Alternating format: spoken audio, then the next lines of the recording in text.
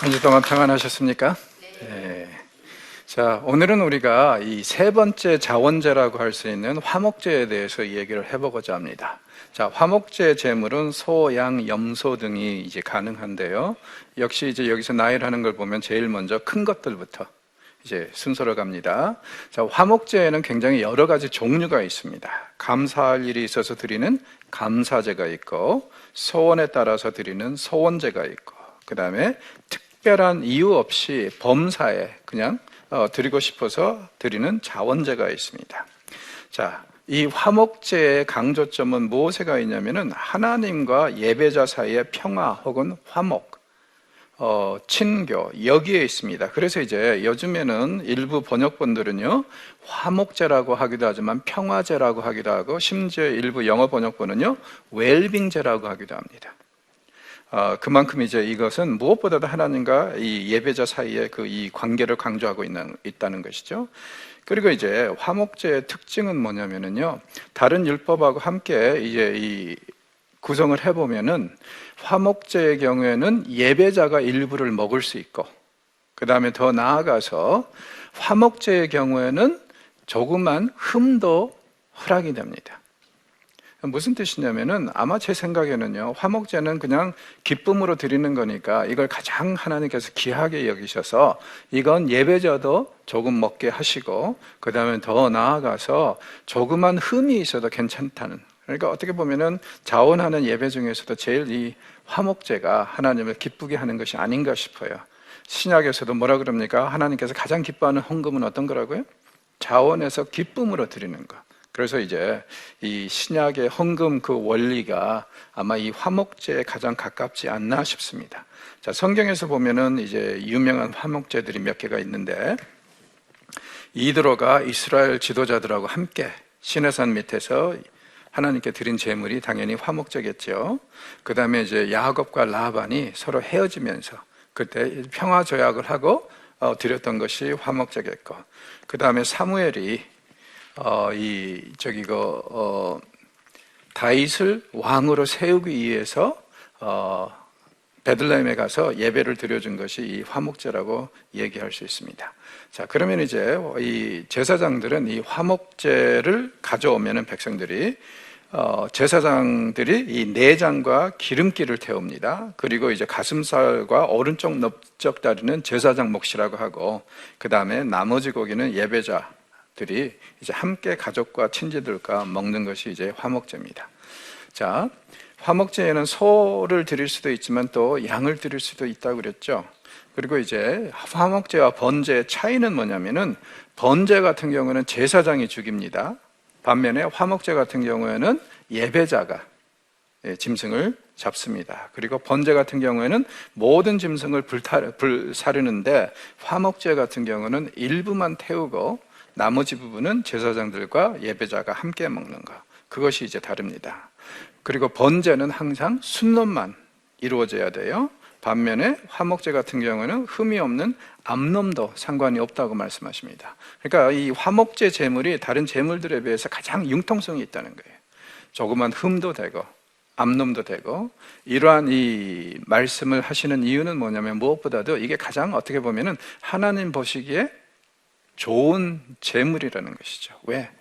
백성들이 자원해서 드려야지 않아도 되는데 드리고 싶어서 드리는 그런 이제 화목제이기 때문에 그렇다고 얘기할 수 있을 것 같아요. 그리고 이 화목제의 가장 상징적인 의미는 예배자와 하나님이 하나가 된다는 것, 그거겠죠. 그리고 이제 비둘기는 화목제로 드릴 수는 없습니다. 지금 가장 작은 몸집의 것이 이제 양과 그 다음에 염소인데 그 이하로는 없어요. 아마도 이제 형편에 따라서 드리기는 하되, 이 정말 화목제, 하나님께 안 드려도 될 제물이라면은요, 좀 이렇게 이 값싼 것보다는 값비싼 것으로 드리는 것이 옳다고 생각해서 그러는지 모르겠습니다.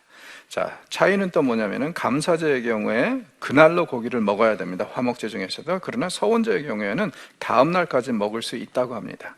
화목제들의 공통점은 뭐냐면요, 그 어디에도 가장 거룩한 제물이니라 이 말이 없어요. 자, 가장 거룩한 제물이니라 이 말씀이 있을 때는 이 제물은 누가 먹을 수 있다? 오직 제사장들만이 먹을 수 있다. 그런데 여기서는 이제 예배자가 먹을 수 있기 때문에 가장 거룩한 제물이니라, 이 말이 화목제 이야기에서는 완전히 빠져 있습니다. 자, 이 세 가지 화목제들을 이 이스라엘이 들은 이 이유를 좀, 교훈을 좀 생각을 해보시죠. 첫째는요, 하나님과 인간 사이에는 화평할 수 있다는 겁니다. 그렇죠? 하나님은 항상, 예를 들어서 인간에게 화가 나 있는 분도 아니고, 인간을 아주 등한시 여기는 분이 아니라, 하나님과 인간은 항상 화목할 수 있다. 평화를 유지할 수 있다. 그 다음에 우리는 무엇보다도요, 자원에서 이런 이 제물을 드리고 이걸 하나님께서 기뻐하시는 거 보니까 마음에서 우러나는 예배를 드려야 되고, 그 다음에 그런 예배를 하나님께서 가장 기뻐하신다. 그리고 셋째로는요, 하나님은 우리와 항상 함께하면서 베풀기를 원하신다는 것. 그래서 우리가 하나님께도 이렇게 일명 베풀기도 하고, 또 하나님께 이렇게 화목제를 드릴 수 있으면 어떻게 해야 돼요? 이웃에게도 더 자비를 베풀 수 있어야 되겠죠. 그래서 항상 함께, 하나님은 우리와 함께하면서 우리가 남들에게 하나님께 베풀기를 원하신다는 것. 그리고 일부 예배자들에게 이 제물의 이 일부를 돌려드려 주시는 것은요, 어떻게 보면 그리스도의 삶을 연상케 하는 것 같아요. 주께서 우리를 위해서 죽으셨는데 하나님께서는 그 이 죽음을 통해서 우리에게 영생을 주시지 않았습니까? 그래서 우리가 하나님께 드리지만 사실 하나님께서 그 일부를, 제물의 일부를 우리에게 드리는 것처럼, 주시는 것처럼, 그리스도의 죽음을 우리가 하나님께 드렸을 때 하나님께서 그를 통해서 우리에게 영생을 주셨다는 것. 그 다음에 신약에서는 이 화목제가 어떻게 보면은 최후의 만찬과 굉장히 밀접한 연관이 있다고 얘기할 수 있어요. 왜?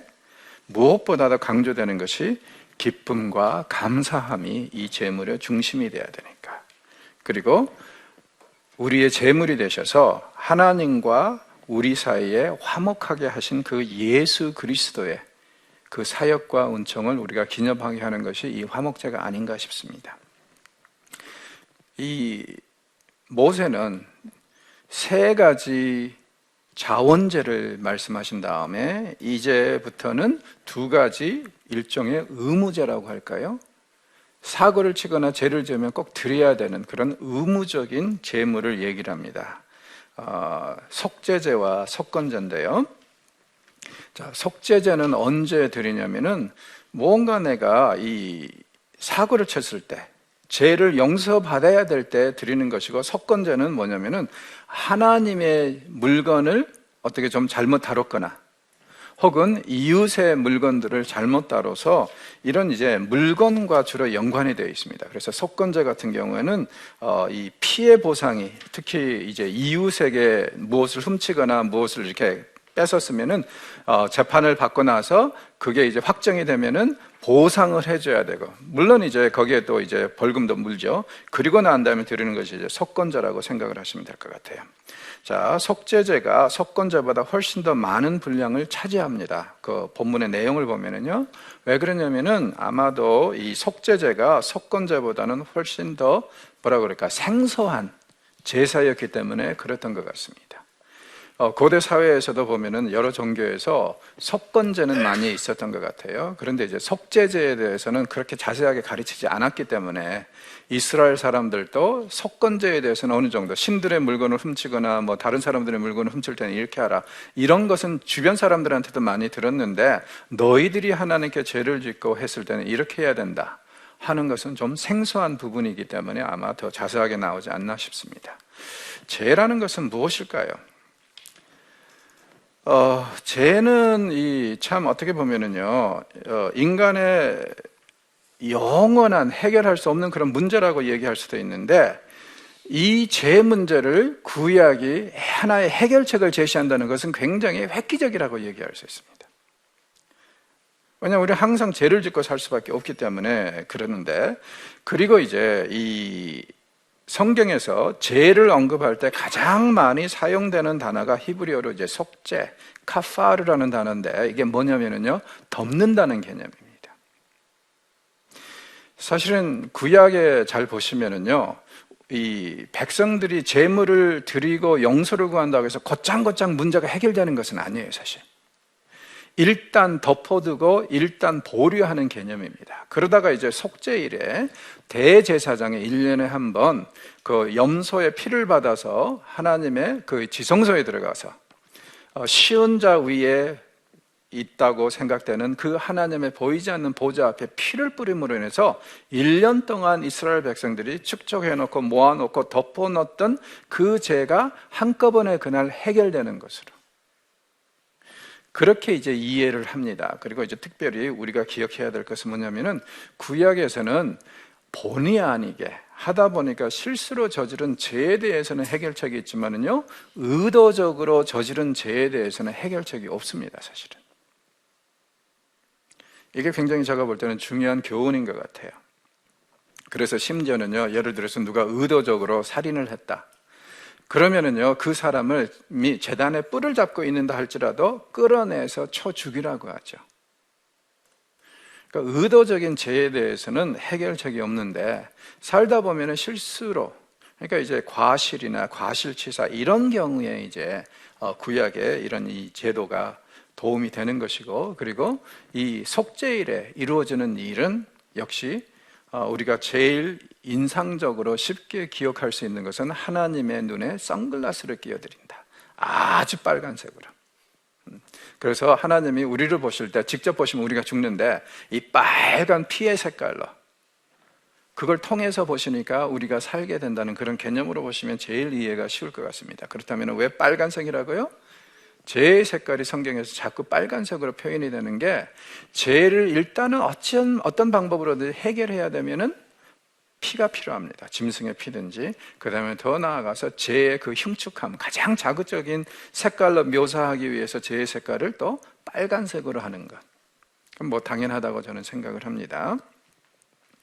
그래서 이 죄라는 것, 우리의 영구적인 문제인데, 다행히 이 구약 제도는 이렇게 덮어놓고 모아놨다가 속죄일에 한번 싹 정리하는 걸로 그렇게 이제 가고, 그 다음에 더 중요한 것은 뭐라고요? 의도적인 죄에 대해서는 구약도 해결책이 없다.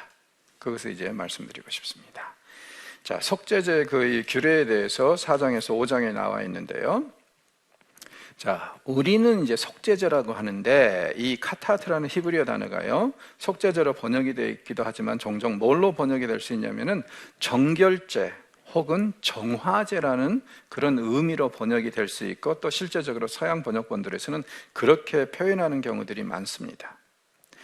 그리고 이 속죄제 규례를 보면은 모든 사람들이 다 드려야 된다고 그래요. 제사장도 드려야 되고, 공동체도 드려야 되고, 지도자도 드려야 되고, 개인적으로도 드려야 되고. 속죄제가 강조하는 것은 뭐냐면요, 하나님 앞에 우리 모두는 동등하다. 사역자라고 해서, 목사라고 해서, 제사장이라고 해서 예외는 없다는 거예요. 그러니까 우리 모두는 하나의 공동체로서 하나님 앞에 죄인이기는 마찬가지니까 우리 모두가 그런 이제 신분을 잘 봐야 될 것 같습니다. 자, 차이라면은요, 제사장과 공동체의 속죄제는요, 성소를 중심으로 이루어집니다. 그래서 이제 제사를 드리고 남은 제물을 진 밖에 나가서 태우라고 그러죠. 반면에 지도자와 개인의 속죄제는요, 번제단을 중심으로 이루어집니다. 그래서 이런 이 제물들, 그러니까 지도자와 개인이 속죄제로 드리는 것은 제사장들이 먹습니다. 그렇게 이제 규정이 들어갑니다. 자, 왜 학자들이 속죄제를 정결제, 정화제라고 하는지 한번 이 도표를 보시면 대본에 드러날 거예요. 속죄제라는 그 개념이 무지무지하게 넓은 범위의 죄들을, 과오를 커버를 하고 있거든요.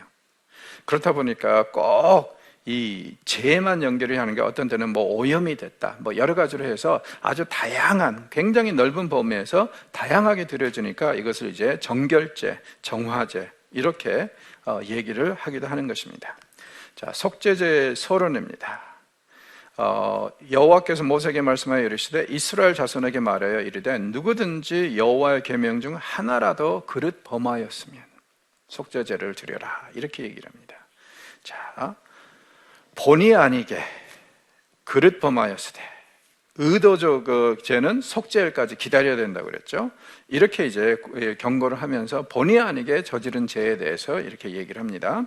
그리고 이제 제일 먼저 제사장들의 속죄제를 얘기를 합니다.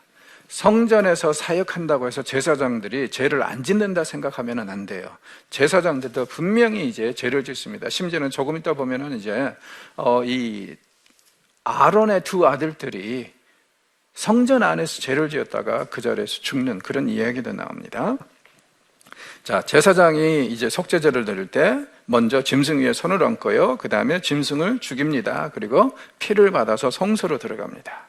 그리고 손가락에 피를 적셔서 7번 지성소 휘장 앞에 뿌리라고 합니다. 자, 지성소 안으로는 들어갈 수 없으니까 밖에서 이제 하는 거예요. 굉장히 하나님께 가까이 가서 뿌리는 것이죠. 그리고 이제 분향단의 네 뿔에 피를 바르라고 하죠. 자, 속죄제에만 있는 예식입니다. 그리고 이 분향단의 그 이 네 뿔 역시 하나님의 임재의 상징이 되죠. 그리고 나머지 피는 이제 제사장이 드리는 그 속죄제는요, 번제단의 밑에다가 다 부어버리라고 그럽니다. 그리고 제물의 기름기를 완전히 제거하라고 그러고요, 번제단에서 이 모든 기름기를 태우라고 그럽니다. 그리고 제사장의 속죄제는 아무도 먹을 수 없죠. 그래서 어떻게 하라고요? 완전히 진 밖에 나가서 그 이 고기를 다 태워버리라고 그럽니다. 자, 다른 사람들, 일반인들이 드리는 속죄제는 제사장들이 먹지만 자기네들이 드리는 속죄제를 못 먹어요. 왜냐하면 이건 자기들과 연관된 것이고, 만약에 자기네들이 드리는 속죄제를 자기네들이 먹게 된다면은 이거 별 의미가 없잖아요. 이건 분명히 희생을 요구를 하는 거예요. 너희 죄값을 요구하는 건데, 그래서 이제 아예 이 제사장들이 드리는 속죄제는 먹을 수 없도록 그렇게 만들어 놓은 거라고 이제 생각을 합니다. 그리고 이제 제사장들의 경우에는요, 이 가장 비싼 수소를 사용하라고 합니다. 역시 이제 하나님 가까이에서 이 사역하는 사람들이 죄를 지었을 때는 그만큼 이 죄에 대해서 심각하게 생각하고 대가를 치르라는 얘기겠죠.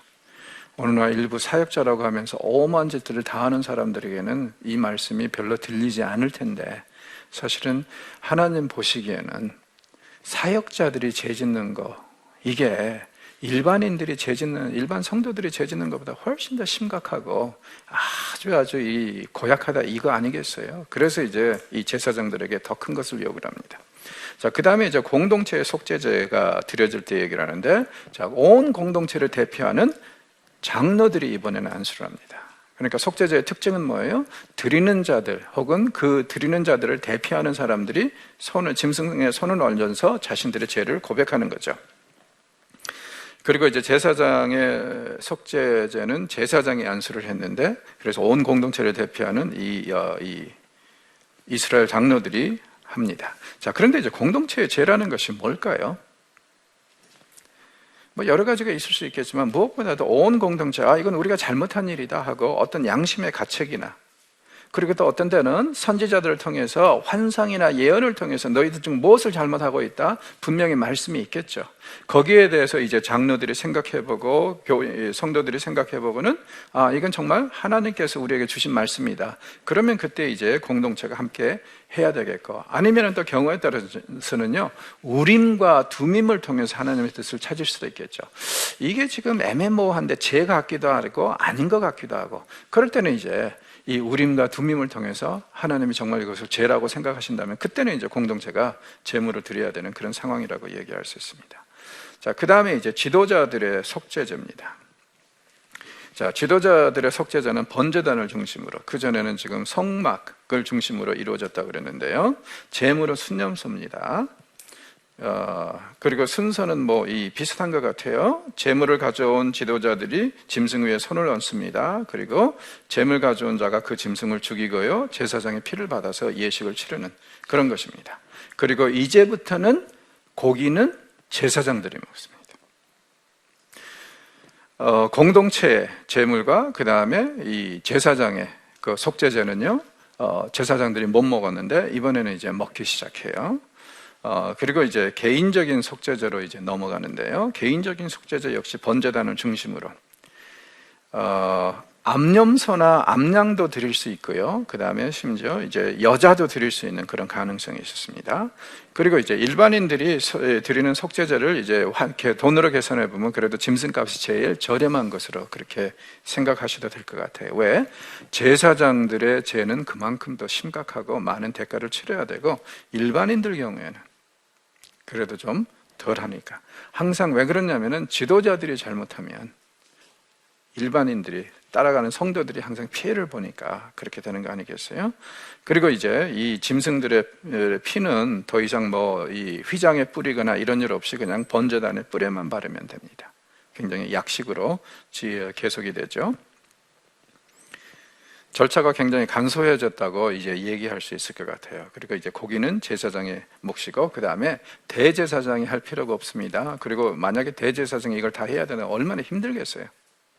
수많은 성도들이 매일 와서 그렇게 할 텐데, 그래서 일반 제사장들도 집례가 가능한 것이 이런 경우입니다.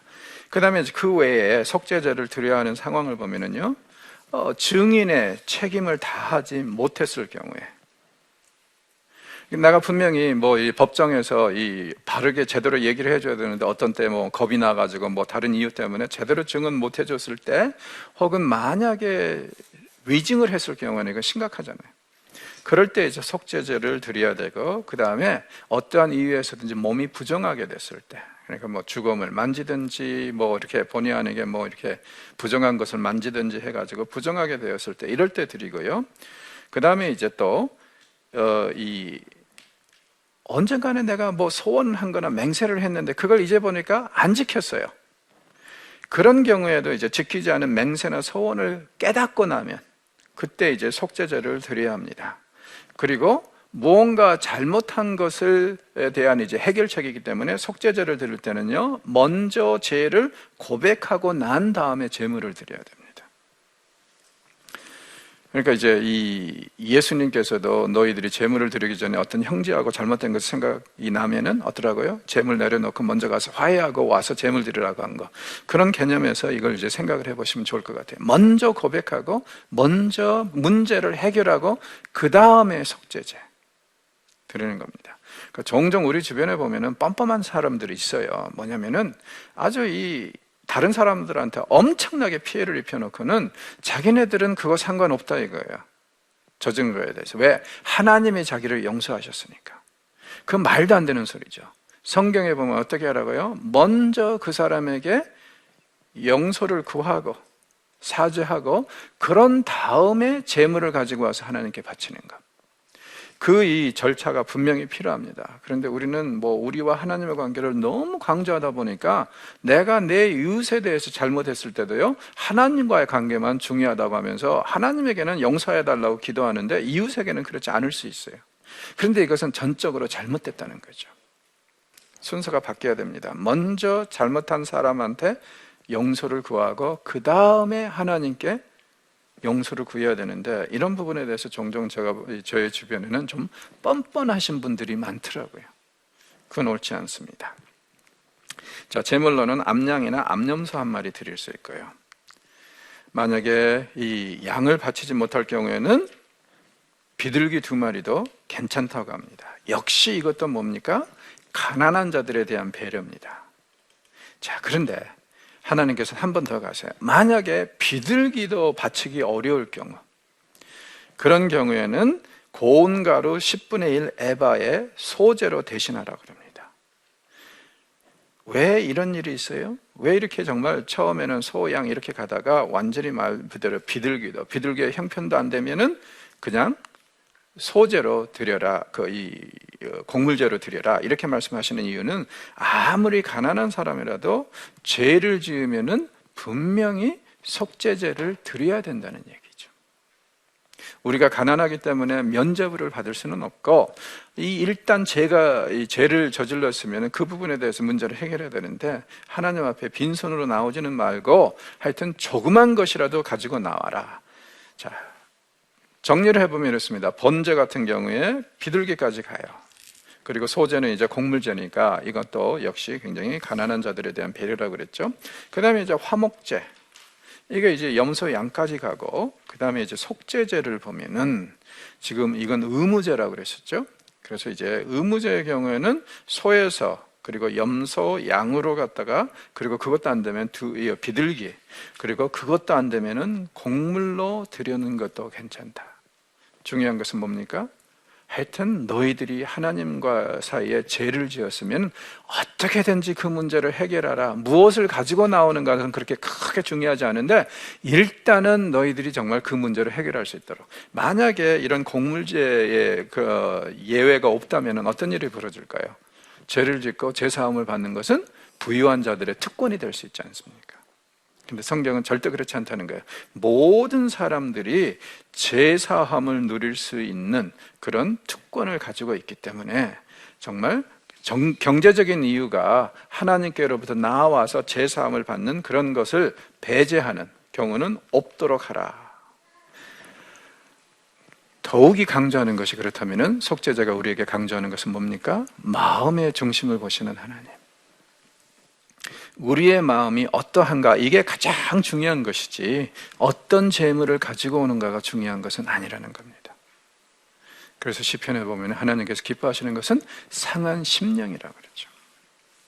아무것도 내놓을 수 없고 그저 죄로 얼룩진 그런 심경이지만 그래도 하나님을 찾고 안타깝게 여기는 그런 얘기를 합니다. 자, 그 다음에 이제 두 번째 의무제가 속건제입니다. 자, 속건제는 5장, 6장에 기록이 되어 있는데 크게 두 가지입니다. 하나님의 물건, 그러니까 성물을 범했을 때, 그 다음에 둘째, 이웃의 재산권을 침해했을 때, 그때 드리는 제물이에요. 자, 공동 번역이라는 번역본은요, 이 속건제를 뭐라고 번역을 해놨냐면은 면제 제물이라고 했습니다. 뭔가 이제 이 면죄부를 받는 듯한 그런 이제 인상을 주죠. 또 일부 번역본들은 요즘에 와서는 뭐라고 속건제를 부르냐면은 보상제라고 부릅니다. 이 남에게 끼친 피해에 대해서 그것을 해결해주고 문제를 완전히 해소하는 그런 죄이기 때문에 보상제라고 할 수도 있는 거죠. 자, 이 속건제 두 가지로 떨어진다고 했는데 먼저 하나님의 것을 범했을 때입니다.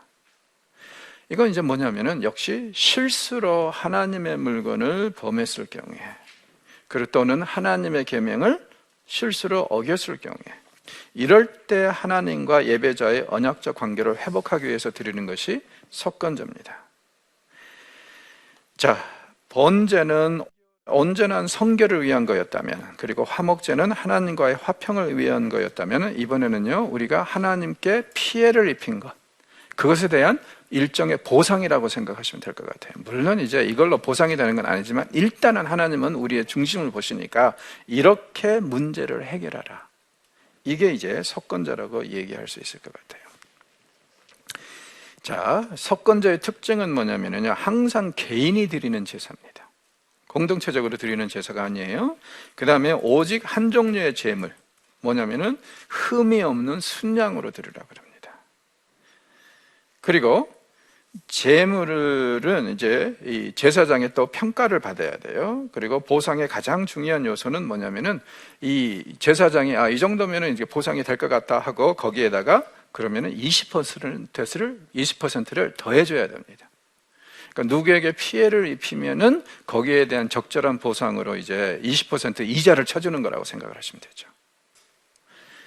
이렇게 이제 속건제를 말씀을 하시고, 그 다음에 이제 이웃의 재산권을 훼손했을 때 그때도 이제 속건제를 드리는데 이런 경우들이라고 얘기할 수 있을 것 같아요. 남이 맡겨놓은 것, 그리고 맡겨놓은 물건을 뭐 바꿔가지고 속이는 경우, 그래서 맡겨놓은 것을 잊어버리거나 속이는 경우, 그 다음에 남의 것을 훔쳤을 경우, 강도질을 했을 경우, 그리고 남의 물건을 주워가지고 돌려주지 않았을 경우, 자, 이러한 상황들을 보니까 다 무엇을 전제로 하냐면은 이미 재판이 이루어졌다는 얘기죠. 왜냐면은 도둑질하고 훔쳐간 사람이 자원해서 내가 훔쳤으니까 하면서 돌려줄 리는 없잖아요. 그러니까는 뭐 이 피해자가 저 사람이 내 거 훔쳐갔다고 해서 적절한 재판이 이루어지고 보상이 이루어진 다음에 이제 드려지는 것이 속건제라고 할 수 있을 것 같습니다.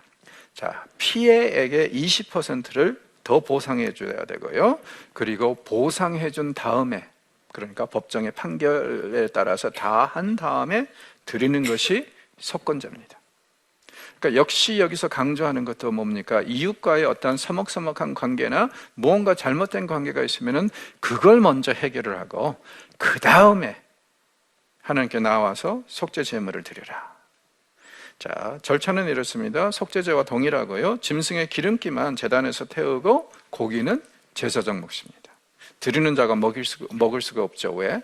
이건 지금 완전히 자기가 잘못한 것에 대해서 보상하는 그런 상황이니까. 자, 속건제의 원리가 우리에게 가르쳐주는 것은 이런 것들인 것 같아요. 죄는 우리가 갚아야 되는 일종의 빚이라는 것. 그래서 하나님을 어떻게 보면은 이 속건제를 통해서 보상해 줘야 되는 그런 부분이 분명히 있는 것 같습니다. 피해자가 하나님이시니까. 그리고 이웃에게 저지르는 죄는 마치 하나님께 범죄하는 것과 같다는 것. 그래서 하나님의 것을 피해를 입혔을 때 하나님 보상해 주는 것처럼 이웃의 물건에 피해를 입혔을 때 이웃도 보상해 주라고 분명히 얘기를 합니다. 그 다음에 하나님의 소유권을 인정하라는 거예요. 이게 이제 여기서 우리가 잘 기억해야 될 게요. 오늘날도 성도들이 이 하나님의 것을 범할 수 있는 그런 위험에 있습니다. 어떻게 해요? 교회 물건들을 함부로 쓰거나 교회 예산을 남용하고 이럴 경우에는요, 이게 분명히 하나님의 물건이고 하나님의 것인데 그러면은 이건 하나님 앞에 범죄하는 거와 마찬가지 아닙니까? 그러니까 교회 예산을 아주 쓸데없이 낭비하거나 혹은 마음대로 좌지우지 해가지고 자기 이익속을 챙기고 이런 것도 하나님의, 심지어는 그러니까 교회 물건이라면은요, 스카치 테이프 하나라도 쓸 때 조심스럽게 써야 된다는 거죠. 왜냐면은 지금 그런 게 다 하나님의 물건을 범하는 것이나 마찬가지니까. 그래서 하나님의 소유권을 우리가 인정한다면, 교회는 하나님의 것이고 그 안에 있는 모든 물건들이 하나님의 것이라고 인정한다면 정말 좀 아끼고 절약하고 잘 써서 가장 정말 하나님께서 쓰실 만한 데 쓰는 그 예산을 아끼고 해서요, 그런 일을 꼭 해야 될 것 같아요. 그리고 하나님의 이름과 주님께 속한 것을 속되게 해서는 안 된다는 거. 그러니까 교회에서도 역시 교회가 하나님의 예배당이고 하나님의 장소라면은요, 정말 요즘에는 제가 볼 때는 교회에서 너무 다양해진 것 같아요. 프로그램들이 너무 다양해지다 보니까 이렇게 별 희한한 것도 다 있죠. 요리 강습법도 있고 문화교실이라고 다 좋은데, 그리고 정작 보면은 성경 공부는 없어요. 그렇게 생각하면은 왠지 이 관점에서 보면은 교회를 좀 잘못 이용하고 있는 것이 아닌가. 아니, 솔직히 요즘에는 백화점에서도 바리스타 강습법도 하고 다 하잖아요. 그런데 교회가 굳이 그런 걸 해야 돼요? 하나님께서 교회를 주셨다면, 예배당을 주셨다면 그것을 사용해서 뭔가 좀 건설적이고, 그리고 더 나아가서 더 중요한 것은 신앙적인 것, 하나님을 더 알아가고 하나님을 더 깊이 교제하는 것, 그런 프로그램으로 가야지. 아니 이 요리교실을 굳이 교회에서 해야 될 필요가 있나 싶어요. 이런 관점에서 본다면은요, 정말 말 그대로 이 속건제 제사를 묵상하면은 교회가 이 예수님의 이름으로 해야 될 일과 안 해야 될 일들이 상당히 구분이 될 수 있는 것 같아요. 오늘날은 너무 무분별하게, 정말 안타깝게 교회가 다른 건 다 가르치는데 성경을 안 가르치는 일들이 너무 비일비재해진 것 같습니다. 그렇다고 해서 성도들이 지금 성경에 대해서 빠삭하게 아는 것도 아니잖아요. 그러면은 하나님의 뜻도 모르는데 하나님의 뜻대로 살라고 하는 것이, 이게 좀 억지 아닌가 싶어요. 그래서 이 하나님께서 우리에게 주신 이 교회를 어떻게 먼저 하나님의 영광을 위해서, 둘째는 성도들이 더 하나님을 알아가게 하기 위해서 사용하는 것은 분명히 이 속건제 제물하고 연결이 있다고 저는 생각을 합니다.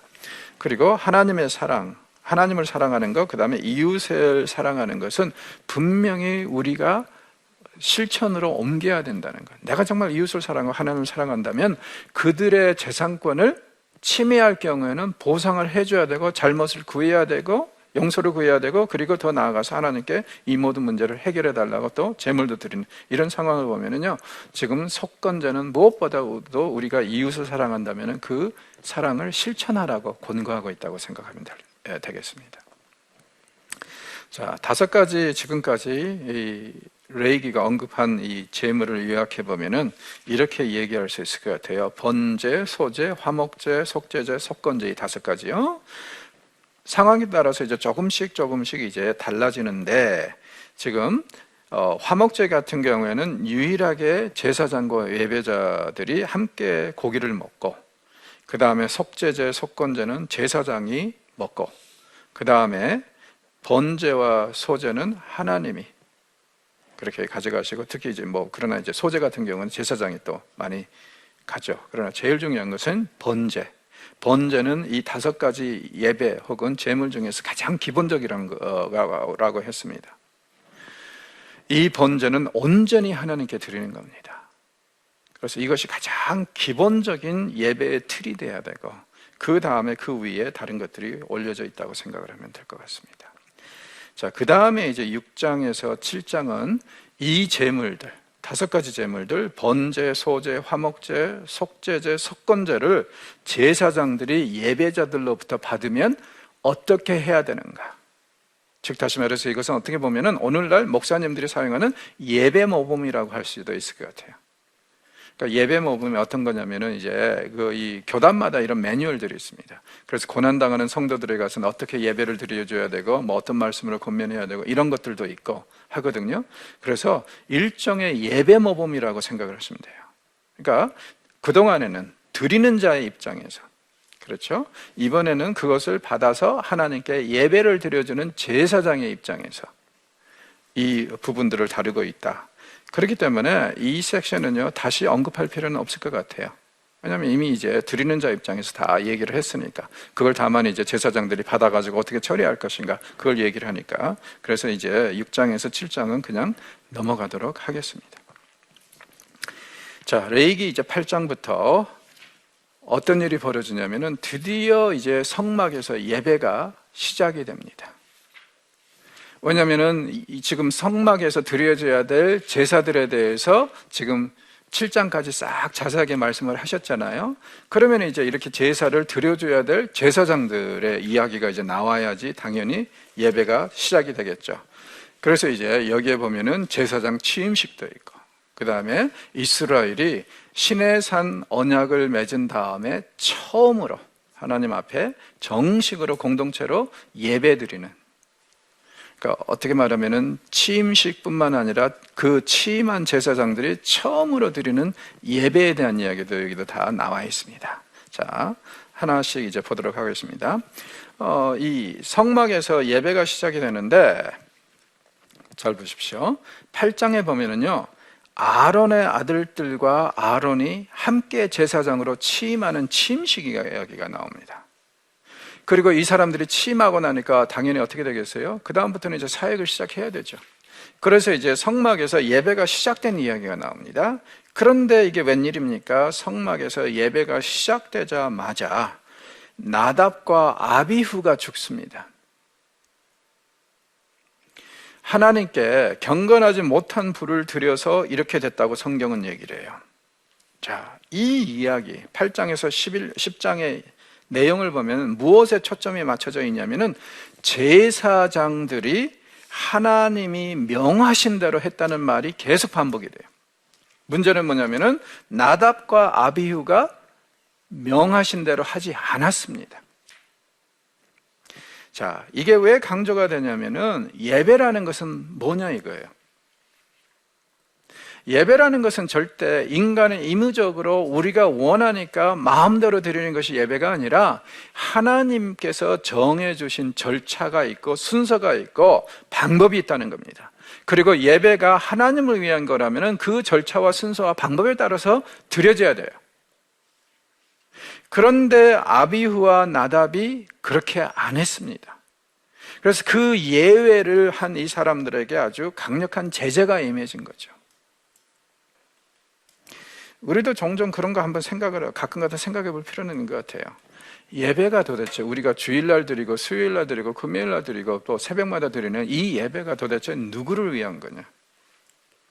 나를 위한 거냐 아니면 하나님을 위한 거냐?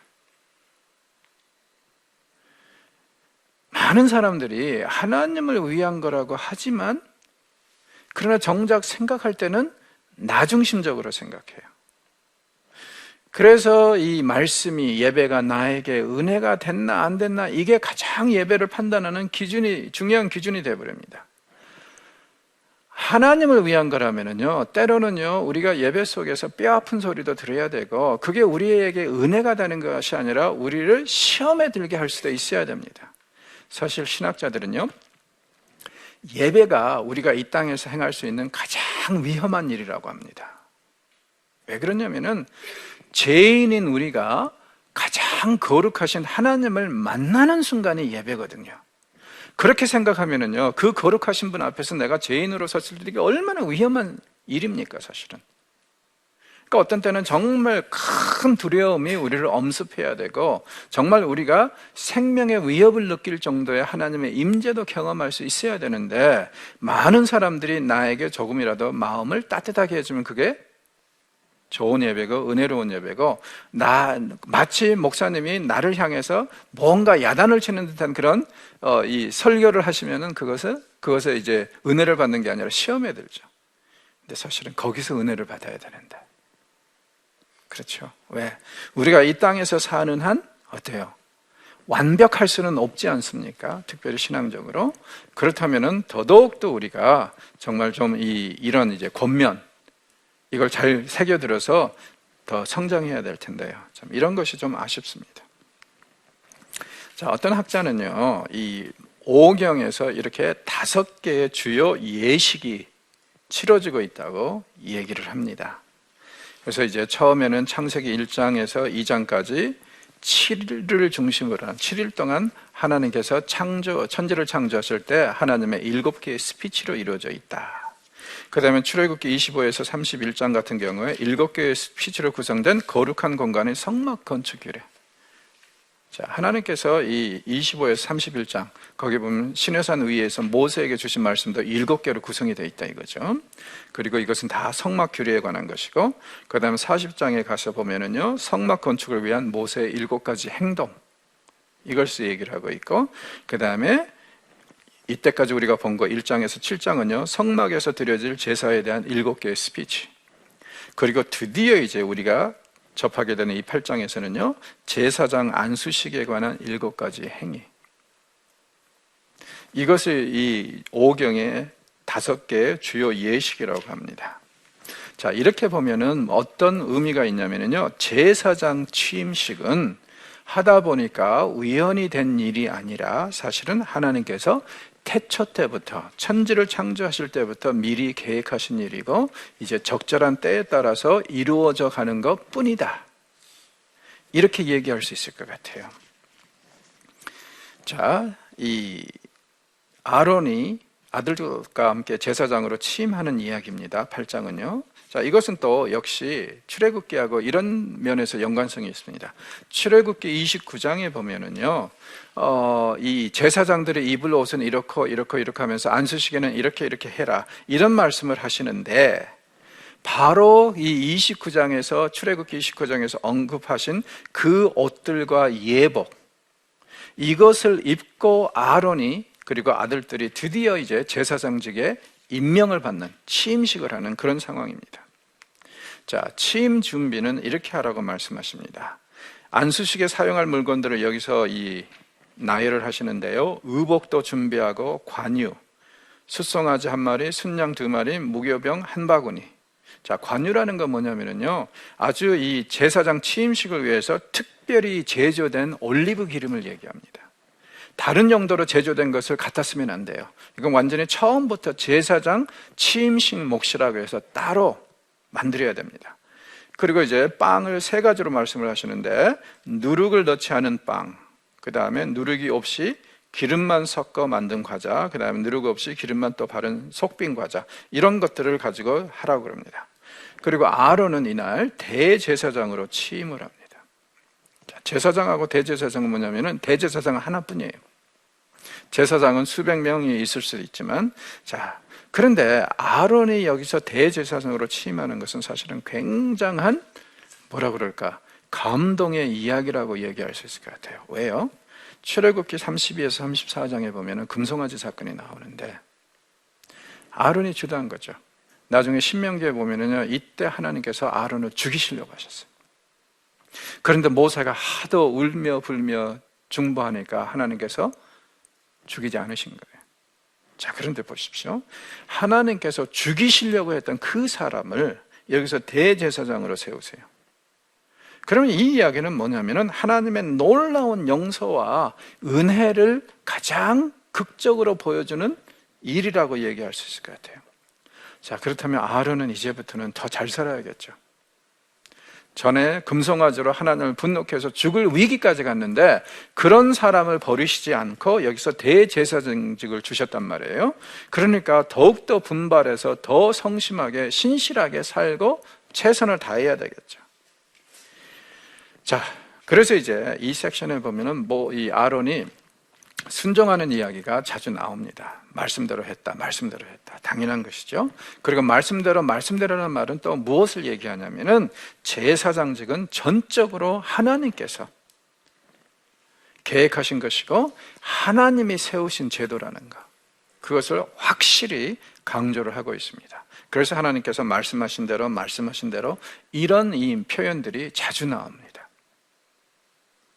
자, 요즘에는 이제 목회자들이 세상에서 엄청나게 얻어맞고 또 제가 볼 때는 일부 목회자들은 얻어맞아야 돼요. 너무 정말 이렇게 소명과 엉뚱한 짓들을 하고 있으니까.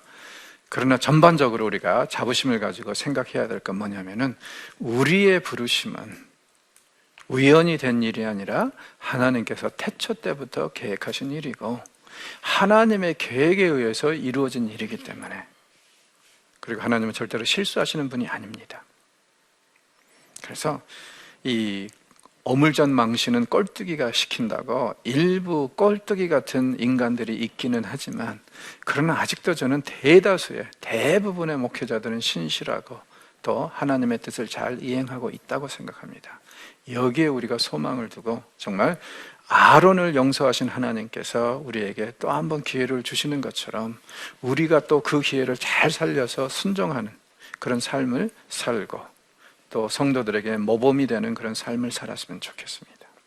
자, 오늘은 여기서 마무리하겠습니다. 고맙습니다.